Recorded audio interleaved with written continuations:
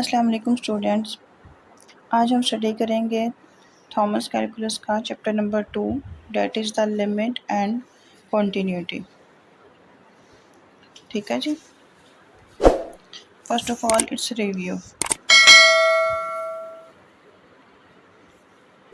The concept of the limits is a central idea that distinguish calculus from the algebra and trigonometry. ठीक है। It is a fundamental to finding the tangents to a curve or velocity of the objects. हम tangents curve का भी find करते हैं। हमारा एक task होता है मैथ्स में एंड किसी कोई ऑब्जेक्ट जो मूव कर रहा है उसकी वेलोसिटी फाइंड करना भी हमारा एक टास्क, एक प्रॉब्लम होती है जो हमने सॉल्व करनी होती है। So in this chapter we will develop the limits. What is limit? Some functions vary continuously. Small change in x produce a small change in f of x. Sometimes हमारे पास ऐसा होता है कि हमारे पास एक फंक्शन ऐसा होगा कि उसमें x में जितना कम चेंज आए उतना ही कम y में चेंज आता है, यानी f ऑफ x में। ऐसे फंक्शन कहते हैं कॉन्टीन्यूस फंक्शन। ठीक है जी।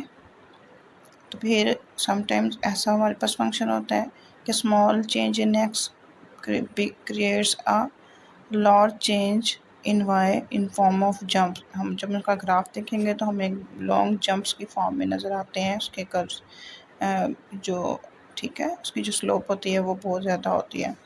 The notations of the limits give a precise ways to distinguish between these behaviours. Geometrically अगर हम बात करते हैं तो the geometric application of using the limits to define the tangents to a curve leads at once the important concept of the derivatives of the function। जो हमारे पास tangent to curve है, ठीक है, वो क्या करता है, वो डिफाइन करता है डेरिवेटिव्स ऑफ द फंक्शन को।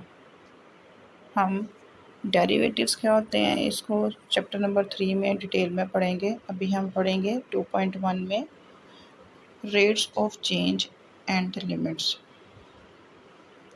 इसमें सबसे पहले आ जाता है जी एवरेज एंड इंस्टेंटेनियस स्पीड्स क्या होती हैं। A moving body average speed during an interval of the time is found by dividing the distance curved by the time. ठीक है, आपने एवरेज स्पीड फाइंड करनी है तो क्या करेंगे, डिस्टेंस को टाइम पे डिवाइड कर देंगे। The unit of the measure is the length per unit time. ठीक है, इसका यूनिट ये होगा डेट इज़ द किलोमीटर, जैसे किलोमीटर्स होते हैं पर आवर्स में, फीट्स पर सेकंड। ठीक है, इस तरह से। नीचे जी एग्जाम्पल 1 है finding average speed. A rock breaks loose from the top of the tall cliff. What is its average speed? First had during the first 2 seconds to fall, and B had during the 1 second interval between second 1 and second 2। ठीक है, तो इसके लिए सबसे पहले हमें तो ये एक इक्वेशन पता होनी चाहिए जो सबसे पहले लिखी हुई है। गैलीलियोस लॉ वो है y इक्वल्स टू 16t²। इसमें 16 एक कांस्टेंट होता है। तो अब हमने एवरेज स्पीड फाइंड करनी है। तो एवरेज स्पीड के लिए क्या होगा, average speed of the rock during a given time interval is the change in distance del y होगा divided by the length of time interval del t. Del y कैसे compute करेंगे, ठीक है, पहले हम देखेंगे कि हमारा T1 और T2 क्या है। उन्होंने हमें इसमें ये कहा था कि फर्स्ट 2 सेकेंड्स मतलब पहले T1 जो है वो 0 है और T2 क्या है, 2 है। ठीक है, तो फिर हमारे पास T की वैल्यू 2 है और 1 की, T1 0 है एंड T2 2 है, तो हम इसकी इक्वेशन में वैल्यूज़ को पुट कर देंगे। ठीक है,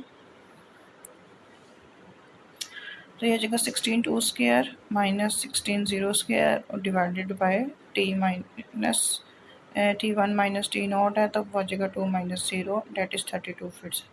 सिमिलरली फॉर सेकंड 1 to 2, इसमें अब पहले हमारे पास T1 क्या है 1 और T2 क्या है 2, तो इस पे 48 फिट्स हमारे पास जो है वो आगे की स्पीड। अब हमारे पास असल में उन्होंने कहा था कि आप बी में क्या कंप्यूट करें during the 1 second interval, 1 second का जो इंटरवल है उसके दरमियान हमने एवरेज स्पीड बतानी है, जैसा कि हम कह सकते थे 1 से 2 के दरमियान, 1 और 2 सेकेंड्स के दरमियान में। तो ये तो हमारे पास आ गई है, ठीक है। अब अगर हमने एग्जांपल 2 में फाइंडिंग एन इंस्टेंटेनियस स्पीड, यानी हम किसी एट फिक्स्ड इंस्टेंट पे, फिक्स्ड सेकंड पे फाइंड करना चाहते हैं, यानी फाइंड करना चाहें t1 पे या t2 सेकंड पे, तो कैसे कंप्यूट करेंगे? उसके लिए ये वाला फार्मूला हम यूज़ करेंगे to calculate the average speed of the rock over the time interval t to t plus h having the length t delta t is equals to the h. We use it as t naught plus h minus 16 t square t naught square divided by h, ये वाला हम formula use करेंगे। अब इसमें h हमारे पास जितना small change होगा उतना ज़्यादा हमारे पास वैल्यू एक्यूरेट आएगी। अब स्मॉलेस्ट चेंज फिर h0, लेकिन h0 हम कर नहीं सकते क्योंकि डिनोमिनेटर में ज़ीरो तो नहीं कर सकते, हम डिवाइड तो ज़ीरो से नहीं कर सकते, और हमारे पास टाइम है 1 से 2। अब हम t01 है और एक t02 है, इसके लिए हमने कंप्यूट करना है। अब हम क्या करेंगे, हम इस एज को लेंथ क्या कर देंगे, शॉर्ट इंटरवल्स की फॉर्म में जो लेंथ है उस ऑफ द टाइम उसको कर देंगे, यानी 1 0 1 0.1 0.01, इस तरह से स्मॉल स्मॉल वैल्यूज़ इसकी इंटरवल की लेंथ जो है वो कम से कम करते जाएंगे। उससे क्या होगा जी, हमारी फिर एवरेज जो speeds over the interval of the length as starting at t0, तो ये हमारे पास जैसे हमारे पास एज कम होता जाएगा तो t1 पे सेकंड कॉलम है और t2 के लिए थर्ड कॉलम है। अब जैसे जैसे हमारे पास एज की वैल्यू 1 से 0 की तरफ जा रही है, तो t0 इज इक्वल टू 1 पे जो हमारी एवरेज स्पीड है वो 48 से 32 की तरफ जा रही है, जबकि t0 जो हमारे पास 2 होता है तो उस पर एवरेज स्पीड 80 से 64 की तरफ जा रही है, ठीक है। ये चीज़ें इसमें डिस्कस की हुई हैं और फिर इसको इन्होंने फार्मूला के ज़रिए भी कंप्यूट किया है t0 के लिए। तो ये आपके पास आ जाएगी equation del y by del t। इसमें जब आप t0 की जगह पे 1 रखेंगे और h को विजिटर्स रहने देंगे तो इसको सिंप्लीफाई करके आंसर आपके पास आ जाएगा 1632 प्लस 16h। अब ये एज अगर हम अप्रोचेस टू ज़ीरो यानी ज़ीरो कर देते हैं तो फिर हमारे पास 32 फीट्स पर सेकंड जो है वो एवरेज स्पीड आ जाती है। अब हमें इसलिए पता चलता है कि एवरेज स्पीड की लिमिट हम हमेशा इसके लिए एज को अप्रोचेस टू ज़ीरो क्यों करते हैं, ठीक है जी। इसी तरह for the second.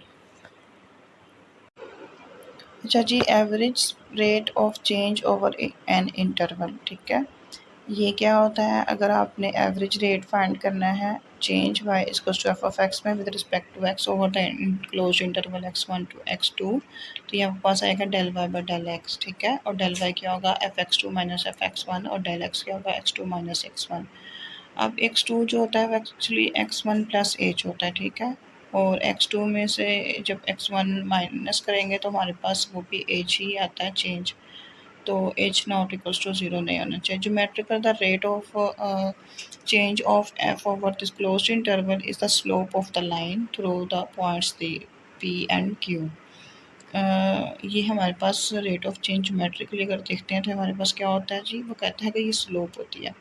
In geometry a line joining the 2 points of the curve is a secant to the curve। 2 points को ज्वाइन करने वाली लाइन कौन सी होती है, सेकेंड लाइन होती है कर्व पे। Thus the average rate of change of f from x1 to x2 is identically with the slope of the secant pq। आपने pq लाइन की स्लोप फाइंड आउट कर लेंगे।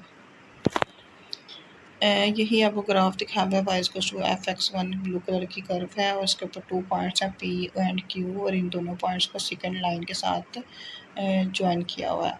तो इस सेकंड लाइन की जो स्लोप होगी वो होगा एवरेज रेट ऑफ चेंज, ठीक है। और इसके अलावा इन्होंने इन पॉइंट्स को जब क्यू पॉइंट को वाई एक्सिस के साथ ज्वाइन किया, एक्स एक्सिस से ज्वाइन किया, तो उसको कहा है डेल ऑफ वाई, जबकि x1 और x2 के दरमियान जो डिस्टेंस है उसको डेल ऑफ एक्स इन्होंने एच से डिनोट किया हुआ है। अच्छा जी, ये एग्जांपल है the average growth rate of the laboratory population. ये हमारे पास एक बड़ी फेमस एग्जांपल होती है कि आपने पॉपुलेशन कंप्यूट करनी होती है फ्रूट फ्लाइज की, कि वो 50 डेज एक्सपेरिमेंट होता है कि उनकी पॉपुलेशन किस तरह से इंक्रीज़ हो रही है, कितनी तेज़ी से, ठीक है। तो डे 23 से 45 के दरमियान, और ये फिगर इन्होंने बनाया हुआ है, फिगर नंबर 2.2। ये फिगर आप देख लें। फिगर में जो एक्स एक्सिस के लॉन्ग है वो डे टाइम है, यानी डेज 0 से लेके 50 तक, और जो वाई एक्सिस के लॉन्ग है वो है number of the flies from 0 to 350। अब आपके पास ये कर्व इन्होंने एक ली हुई है फंक्शन की, ठीक है।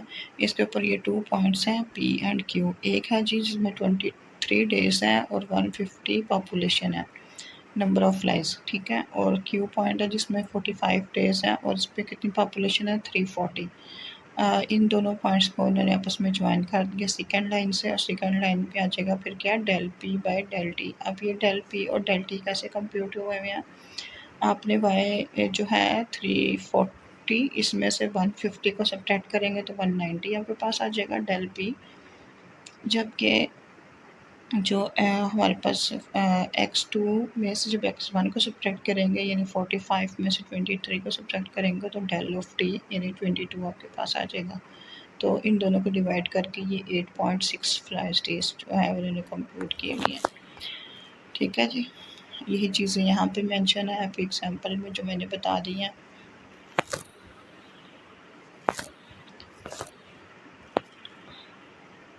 अच्छा जी, अब इसमें हमने इनके दरमियान की पॉपुलेशन तो हमने फाइंड आउट कर ली है, ठीक है, लेकिन हम ये नहीं बता सके कि 20 the average rate of change from the day 23 to 25 calculated in example 3 does not tell us how fast the population was changing on the day 23 itself, यानी 23 पे वाले दिन कितना चेंज आया ये हमें नहीं बता सकती। ये जो अभी एग्जांपल हम देखिए एग्जांपल 3 इसमें, इसके लिए हम लोग क्या करते हैं, इसके लिए हम ये वाला पैटर्न फॉलो करते हैं कि हमारे पास जो कर्व थी और एक ब्लू कलर की कर्व है, और जो हमारा पी थी वो वही लाइन है जो अभी पीछे हमने इस ग्राफ के अंदर चेक की थी, ठीक है। जो ब्लैक कलर की इसमें लाइन है इसमें पिंक कलर से शो करवाई गई है। अच्छा जी, अब इसके लिए हम करते क्या हैं, इसके लिए अब हमने अगर 23 पर ही इसको चेक करना है तो हम बहुत ज़्यादा कर्व्स लेना शुरू कर देते हैं क्यू से पी पॉइंट की डायरेक्शन में। इन्होंने पहले 45 क्यू और 340 के लिए किया, फिर 40 एंड 40,330 के लिए, फिर 35,310 के लिए, और फिर 30,265 के लिए, और उसके अगेंस्ट इन्होंने चेंजेस को भी कंप्यूट किया वैल्यू को, ठीक है। जो लास्ट में इनकी लाइन है जो पिंक कलर की इन्होंने लाइन शो की हुई है, वो लाइन है जी 35,350 जो कि कर्व है, और एक दूसरा पॉइंट इसका जो है एक्स एक्सिस को टच कर रहा है वो है 14,0। अब ये लाइन क्या है और ये लाइन है क्यों, इस लाइन को लेने का मकसद ये है, ये इस पैराग्राफ में इसको डिटेल से इन्होंने डिस्कस किया हुआ है। The values of the table shows the secant slope raise from 8.6 to 16.4 as the t coordinate decreases from 45 to 30, ठीक है। ये मैंने आपको बता दिया। We would accept the slope to rise slightly higher as t continued on towards 23. Geometrical, the secant rotates about the p। Second line हमारे पास क्या कर रही है, पी के लॉन्ग रोटेट कर रही है, seems to approach the red line in the figure, the line that goes. अब ये जो लाइन पिंक कलर की थी ये लाइन कैसी है, line that goes through the P in the same direction that the curve goes through the P. We will see that this line is called the tangent to the curve at P. Since the line appears to pass through the points, ये 2 points हैं, इन पे आप उसके slope जो है फिर वो compute कर लेंगे, ठीक है जी। Rate of change. अच्छा जी, उसके बाद है जी लिमिट्स ऑफ अ फंक्शन का पॉइंट है, इसमें क्या है जी, लिमिट ऑफ द फंक्शन, ये इसकी थर्ड लाइन लिखी हुई है, let f x be defined on an open interval about x naught except possibly at x naught itself, ठीक है। एक्स नॉट के इर्द गिर्द ओपन इंटरवल ले लेना है, लेकिन उसमें एक्स नॉट को हमने इंक्लूड नहीं करना है। If x is arbitrary close to the L, जैसे जैसे एफ ऑफ एक्स की वैल्यू एल से क्लोज होती जाएगी, for all value of x sufficiently close to x naught, जैसे जैसे एक्स हमारा एक्स नोट के क्लोज होगा एफ ऑफ एक्स किसी क्लोज होना शुरू हो जाएगा एल के भी से f approaches to the limit L as x approaches to the x of not. ठीक है, इसको फंक्शन की फॉर्म में नीचे लिखा हुआ limit x approaches to x naught f of x is equal to the L. अच्छा जी, एग्जांपल नंबर 5 है behaviour of the function near a point. ये फंक्शन आपको गिवन था, इसकी बिहेवियर फाइंड करना है एक्स इज इक्वल टू 1 पे। अब हम जब एक्स 1 रखेंगे तो हमारे डिनोमिनेटर में 0 आ जाता है जिसके ऊपर फंक्शन डिफाइंड नहीं रहता, यानी हम डिनोमिनेटर में तो 0 रख ही नहीं सकते हैं।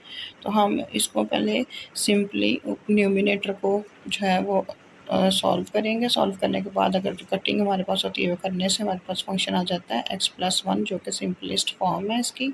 ठीक है, अब इस सिंपलेस्ट फॉर्म के अंदर हम जो है एफ़ की वैल्यूज़ को डिस्कस करेंगे। एफ़ की वैल्यू एक्स 1 के लिए करनी थी कंप्यूट, तो एक्स की जगह जब 1 रखेंगे तो ये पॉइंट आ जाएगा 1 एंड 2। अब ये फंक्शन है एक्स एक्सिस और वाई एक्सिस भी शो है आपको और कर्व भी शो है। अब ये जो पॉइंट है ये 1 एंड 2, इसको वाइट फिल किया हुआ है वाइट कलर से। This removed point shows a hole, इसको क्या कहते हैं, hole. Even through F1 is not defined, क्योंकि इस पे F1 डिफाइन नहीं है, लेकिन हमने इसकी लिमिट जो है वो डिफाइन कर ली है। It is clear that we can make the value of f of x as close we want to by choosing x closely enough to 1। ये जी 1 के करीब करीब जो नंबर हैं वो होते हैं 0.9, 1.1, 0.99। ये सारी वैल्यूज़ हैं उसके कॉरस्पॉन्डिंग ये एफ ऑफ एक्स की वैल्यूज़ हैं। We see that the f of x जो है लिमिट जब जब एक्स 1 को अप्रोच कर रही है तो इसका आंसर 2 आ रहा है। ठीक है, एज दिस। अच्छा जी, एग्जांपल नंबर 6 में है the limit values does not depends on how the function is defined at x naught. अब इसमें क्या है जी, function f in the figure 2.5 has the limit 2 as x approaches to 1 even f is not defined at x is equals to 1। हमारे पास जो सबसे पहले 2.5 में फिगर ए है उसमें फंक्शन लिखा हुआ है f of x is equals to x square minus 1 by x minus 1। ठीक है, अभी हमने ऊपर इसका चेक किया था कि ये फंक्शन 1 पे डिफाइंड नहीं है, तो 1 पे इसका जो है वो होल है। और इसी तरह जी ऑफ एक्स जो है ये फंक्शन क्या है, ये फंक्शन जो है ये भी 1 पे डिफाइंड नहीं है। 1 पे इसकी वैल्यू जहाँ पे आती है जी ऑफ एक्स में जब वन पुट करते हैं तो आंसर 1 आता है। ठीक है, तो ये इन्होंने 1 पे 1 9th पे जो है वो होल शो किया हुआ है, जबकि नीचे जहाँ पे इसकी वैल्यू आती है वहाँ पे इसको शो करवाया हुआ है इसकी वैल्यू को। ठीक है, उसके बाद है जी सी में क्या है, H of x equal to x plus 1। ठीक है, इसमें आप ये फंक्शन जो है इसमें ये फंक्शन डिफाइंड भी है और इसकी लेफ़्ट और जो राइट लिमिट है वो भी सेम आएगी। एक्चुअली ये हैं क्या क्या चीज़ें, इनको ये यहाँ पे नेक्स्ट एक्सप्लेन किया हुआ है। फर्स्ट में है जी whose limit x approaches to 1 equals to its value at x equals to 1। ठीक है,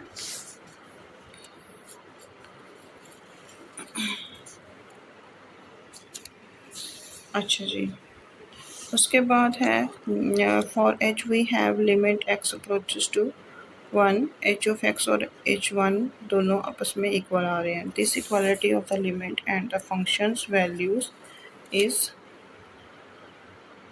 special and we return to its section 2.6। इन्होंने बाकी चीज़ों के बारे में तो यहाँ पर बता दिया था एफ़ और जी के बारे में। ठीक है, एफ़ के बारे में इन्होंने क्या बताया था कि लिमिट उसकी 2 है एज एक्स अप्रोचेस टू 1, लेकिन फंक्शन डिफाइंड नहीं है। जी के लिए क्या लिमिट जो है वो 2 है, लेकिन जो लिमिट है वो फंक्शन की वैल्यू के इक्वल नहीं है। और थर्ड में फंक्शन की वैल्यू और लिमिट की वैल्यू आपस में इक्वल है। ठीक है, असल में इन चीज़ों पे कंटिन्यूटी जो होती है वो डिफ़ाइन होती है, जो कि हम 2.6 में जाके डिफ़ाइन करेंगे। उसके बाद है जी finding seventh example, finding the limit by calculating the f x naught. ये कुछ एग्जांपल्स हैं जिन मिनट्स की लिमिट कंप्यूट किया हुआ है। कुछ फंक्शन कांस्टेंट हैं, कुछ फंक्शन जो हैं वो कांस्टेंट नहीं है, अलजेब्राइक हैं, तो उनके लिमिट्स को कंप्यूट किया हुआ है। अच्छा जी, उसके बाद एग्जांपल नंबर 8। एग्जाम्पल नंबर 8 में इन्होंने लिखी हुई है कुछ आइडेंटिटीज। आइडेंटिटी फंक्शन क्या होता है? If f is the identity function f of x is equal to x, then for every value of x naught के लिए क्या होगा? एफ ऑफ एक्स जो है वो एक्स नॉट के इक्वल आ जाएगा। कांस्टेंट फंक्शन की डेफिनेशन है, अगर function f of x is equal to k है तो हम जब लिमिट इस पर अप्लाई करेंगे for x approaches to x of naught, limit apply करेंगे तो इसका आंसर के आ जाएगा। और इसकी एग्जांपल है, यानी जैसे कि एक्स लिमिट एक्स करते हैं अप्लाई और एक्स अप्रोचेस टू 3 पे एक्स पे लिमिट अप्लाई होगी तो आंसर 3 आ जाएगा। और अगर हमारे पास लिमिट 4 की निकाल जो है वो कंप्यूट करनी है और एक्स अप्रोचेस टू -7 है तो इसका आंसर और इक्वल होगा किसके? लिमिट एक्स अप्रोचेस टू 2 के, और वो क्या होगा? 4। ये हमारे पास कुछ ग्राफ हैं जो इन्होंने शो करवाए हुए हैं। सबसे पहले ए फिगर का जो ग्राफ है इसमें क्या है जी कि अगर आप इसकी जब हम इसको नेक्स्ट आप स्टडी करेंगे लिमिट्स को, तो इसकी फर्स्ट वाले ग्राफ के लिए जो x approaches to 0 from left side से अगर इसको चेक करेंगे तो इसका आंसर आएगा 0। और जब इसको राइट साइड से अगर x approaches to 0 from right direction तो ये हो जाएगा 1। और फंक्शन की खुद 0 पे वैल्यू क्या आती है? 1। ठीक है, तो लिमिट्स आपस में इक्वल नहीं है, लेकिन फंक्शन का आंसर जो होता है वो 0 पे क्या है? 1 है। अच्छा जी, उसके बाद सेकंड में है आपके पास, अगर आप बी की बात करते हैं इसमें अगर आप 0 को अप्रोच करेंगे नेगेटिव साइड से तो आंसर आएगा नेगेटिव इन्फिनिटी। और अगर आप एक्स को अप्रोच करेंगे 0 को from right direction positive side से तो आंसर आएगा पॉजिटिव इन्फिनिटी। और एफ ऑफ 0 खुद इटसेल्फ 0 है, तो ये 2 कर्व्स और ये सेंटर में पॉइंट ओरिजिन शो करवाएगा। नेक्स्ट वन ग्राफ है 0 और साइन 1/x का। इसमें क्या होगा? जब आप एफ ऑफ 0 होगा तो आंसर 0 आएगा, जबकि लिमिट जो है x approaches to 0 from negative direction is equals to the 0 and x limit x approaches to the 0 from positive infinity from positive 0 मतलब 0 को पॉजिटिव डायरेक्शन से जब आप अप्रोच करेंगे तो इसका आंसर आएगा एल। एल के असल में जो साइन होता है वो बाउंड्री फंक्शन होता है और उसकी वैल्यू जो होती है वो -1 और 1 के अंदर अंदर इंटरवल में होती है, तो एल उसमें से कोई भी नंबर हो सकता है। ठीक है, ये इन्होंने इस एग्जाम्पल को यहाँ पे लिखा भी हुआ है और इनको सॉल्व भी किया हुआ है। ठीक है जी, इसको आप यहाँ से देख सकते हैं। होपफुली आपको ये चीज़ें क्लियर हो गई होंगी। ठीक है, इंशाल्लाह आप